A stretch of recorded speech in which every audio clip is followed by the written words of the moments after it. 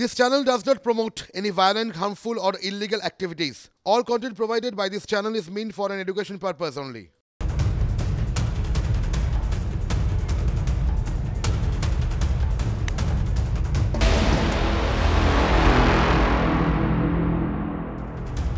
কোথায় শাহজাহান এই প্রশ্নটা এখনো আমাদের করতে হচ্ছে, তার কারণ 12 দিনেও তাকে কবজায় আনতে পারেনি পুলিশ। শাহজাহানের বাড়িতে সিসিটিভি বসেছে, কিন্তু সিসিটিভি বসলেও বিতর্ক এড়ানো গেল না। হাইকোর্টের নির্দেশে সন্দেশখালী কাণ্ডের 12 দিন পর সিসিটিভি বসেছে, কিন্তু তাতেও চরম ফাঁকিবাজি। সিসিটিভি নিয়ন্ত্রণ করছে কে? শাহজাহানের ভাই সিরাজউদ্দিন। সিসি ক্যামেরার বিদ্যুৎ সংযোগ সিরাজউদ্দিন শেখের বাড়ির ভিতর থেকে নেওয়া হয়েছে। তাই সিসিটিভি অন থাকবে নাকি অফ থাকবে তা ঠিক কে করবেন? অবশ্যই সিরাজউদ্দিন, কারণ সিরাজউদ্দিনের বাড়ির সুইচ বোর্ড থেকেই কানেকশন নেওয়া হয়েছে।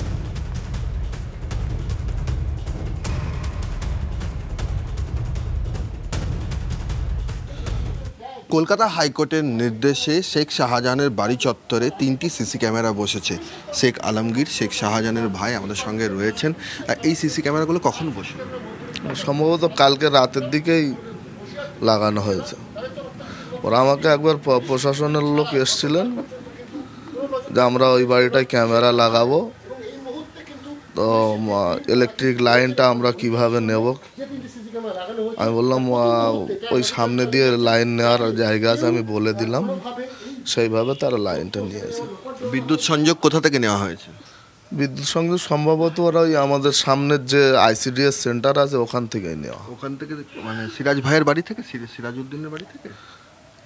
ওটা ঠিক বলতে পারবো না। ওরা ওখান থেকে, আমি বলে দিয়েছিলাম যে ওখান থেকে লাইনটা নিতে পারবে, তারপর কোথা থেকে নিয়েছে আমি তো এই সবে বাড়ালাম সকাল। আমরা দেখলাম যে আইসিডিএস এর যে সংযোগটা, বাতির যে সংযোগটা, সেটা সিরাজউদ্দিন শেখের বাড়ির ভেতর থেকে নেওয়া। তাহলে ওখান থেকেই হবে সুইচ বোর্ড। সেটা আমি এখনো তো দেখিনি, পুলিশ কি করেছে সেটা পুলিশ জানে।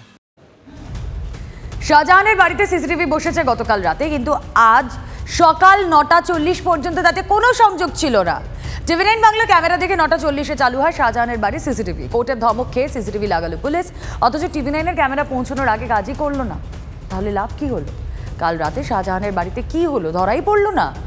বাড়ির পেছনের দিকে রাস্তায় কেউ যাতায়াত করেছেন কিনা সেটাও তো সিসি ক্যামেরায় ধরার কোনো সুযোগ নেই।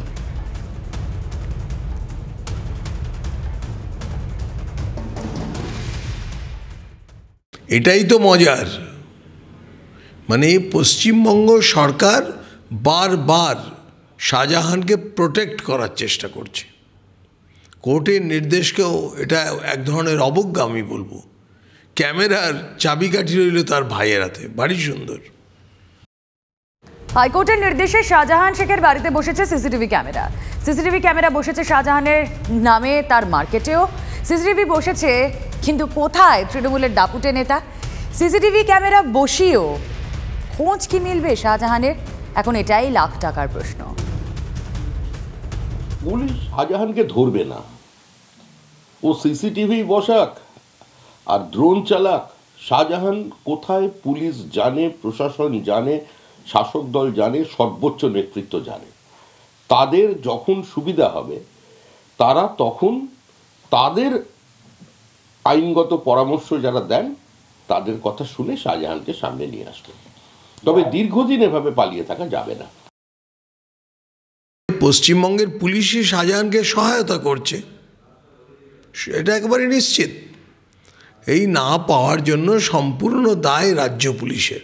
নাহলে রাজ্য পুলিশ বলুক যে আমরা শাহজাহানকে সহায়তা করব। রাজ্যটা চলছে কোর্টের ধমকানি চমকানিতে। এই নবান্ন থেকে আমার মনে হয় এখন আর সরকার চলছে না, হাইকোর্ট সরকারকে চালাতে বাধ্য হচ্ছে। এটা তার বাইরে নয়। 12 দিন পরে সিসিটিভি বসছে কেন? তাও হাইকোর্টের ধমক খাওয়ার পরে।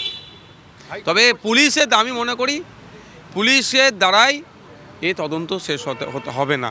নিরপেক্ষতার সাথে তদন্ত যদি হওয়ার প্রয়োজন যদি আমরা চাই, তাহলে হয় কোনো অবসরপ্রাপ্ত বিচারপতিকে দিয়ে করতে পারা যেতে পারে, বা কোনো কেন্দ্রীয় এজেন্সিকে দিলেই তাহলে তদন্ত প্রক্রিয়া সম্পূর্ণ হবে।